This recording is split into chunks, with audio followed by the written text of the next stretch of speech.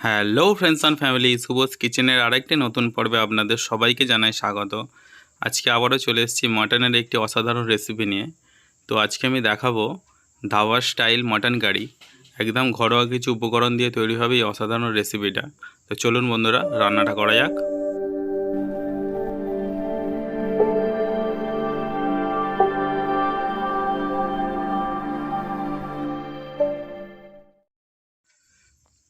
তো mutton curry বানানোর জন্য আমি এখানে নিয়েছি 2.5 কেজির মতো মাটন। এখানে রিয়াজি মাটন ইউজ করছি। তো দেখুন বন্ধুরা, এরকম ফ্রেশ মাটন নিয়েছি আমি। তো বেস্ট পার্ট হলো মাটনটাকে ভালো করে ম্যারিনেশন করতে হবে। তার জন্য নিয়েছি আমি কুচি করে রাখা পেঁয়াজ, দিলাম পরিমাণ মতো নুন, দেব লঙ্কার গুঁড়ো পরিমাণ মতো, আর দেব হলুদ গুঁড়ো। আর বন্ধুরা, রান্নাগুলো যদি ভালো লাগে অবশ্যই আমার YouTube channel শুভস কিচেনকে like, comment, share এবং সাবস্ক্রাইব করে দেবেন প্লিজ। এবারে দিচ্ছি আমি সর্ষের তেল। সর্ষের তেলটা আমি অনেকটাই দেব। আর দিচ্ছি এখানে আদা বাটা এবং রসুন বাটা। এবারে খুব সুন্দরভাবে মাখিয়ে নিতে হবে। একটু সময় নিয়ে ভালো করে মাখিয়ে নেব মাটনটাকে। তো দেখুন বন্ধুরা, মাটনটা কিন্তু সুন্দরভাবে মাখানো হয়ে গেছে। আর এবারে আমি একটু চাপা দিয়ে রেখে দেবো কিছুক্ষণ, যাতে মাটনের মধ্যে সমস্ত মশলার ফ্লেভারটা ঢোকে। আর এরকমভাবে মাটনটা সুন্দরভাবে ম্যারিনেশন করেছি আমি ম্যারিনেশন করে অন্তত 3 থেকে 4 ঘন্টা আমি রেখে দেবো এবারে। তো বন্ধুরা, আমি এখানে একটু ফ্রেশ মাটনের চর্বি ইউজ করছি। এটা অপশনাল, আপনারা দিতেও পারেন নাও পারেন। আমি এখানে দিচ্ছি, এতে রান্নার ফ্লেভারটা আরও ভালো হবে। তো আমি এখানে কড়াই বসিয়ে দিয়েছি। কড়াইয়ের মধ্যে দিয়ে দিলাম জিরে, শুকনো লঙ্কা এবং তেজপাতা। তো বন্ধুরা, যেহেতু ধাবা স্টাইল মাটন, তো পুরো রান্নাটাই কাঠের জালে করছি আমি। কাঠের জালে রান্না একটু আলাদা ফ্লেভার হয়। আমি এখানে দিয়ে দিলাম কুচি করে রাখা পেঁয়াজ।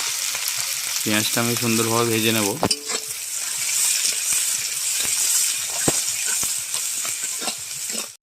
আমি এখানে অ্যাড করলাম কিছু কুচিয়ে রাখা ক্যাপসিকাম। ক্যাপসিকামটা আমি পেঁয়াজের সাথে ভালো করে ভাজবো।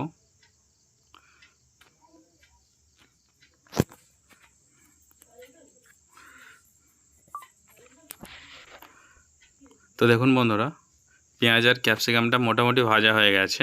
আমি খুব গোল্ডেন ব্রাউন করে ভাজছি না। তো দেখুন বন্ধুরা, এবার আমি এর মধ্যে অ্যাড করব ম্যারিনেশন করে রাখা ফ্রেশ মাটনটা। আমি মাটনটা দিয়ে পেঁয়াজ আর ক্যাপসিকামের সাথে খুব ভালো করে ভাজবো। যেহেতু রেয়াজি মাটন, সেদ্ধ হতে একটু টাইম লাগবে, তাই আমি পেঁয়াজের সাথে অন্যভাবে একটু রান্না করছি।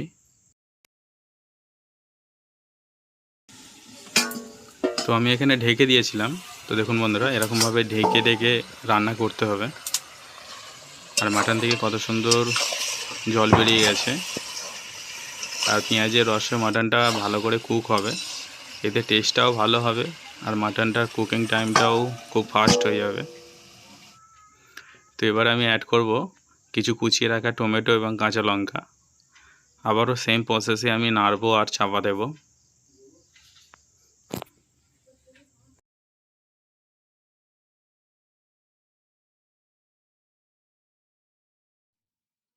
তো দেখুন বন্ধুরা, আমি এরকমভাবে ঢেকে রান্না করছি।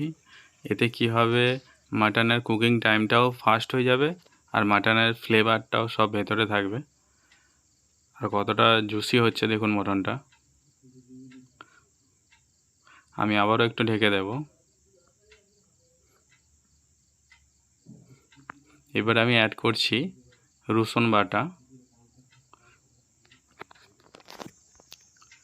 মাটন থেকে যে জলটা বেরিয়েছিল সেটা অলমোস্ট শুকিয়ে এসছে। তারপরেই আমি কিন্তু রসুন বাটাটা অ্যাড করলাম।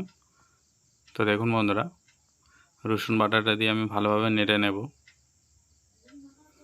সুন্দরভাবে কষিয়ে নিলে কি হবে, রসুনের কাঁচা গন্ধটা আর থাকবে না। এবারে দিচ্ছি আমি আদা বাটা।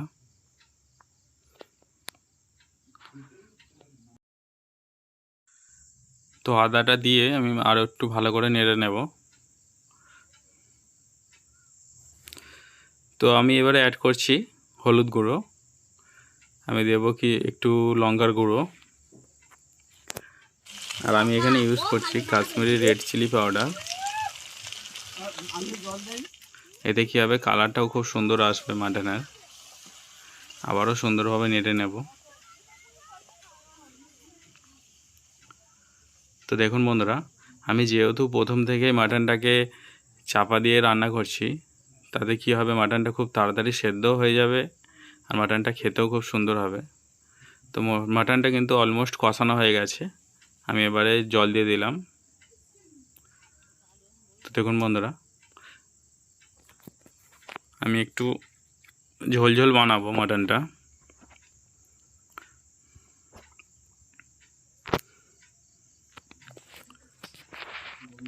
তো দেখতে কতটা সুন্দর লাগছে।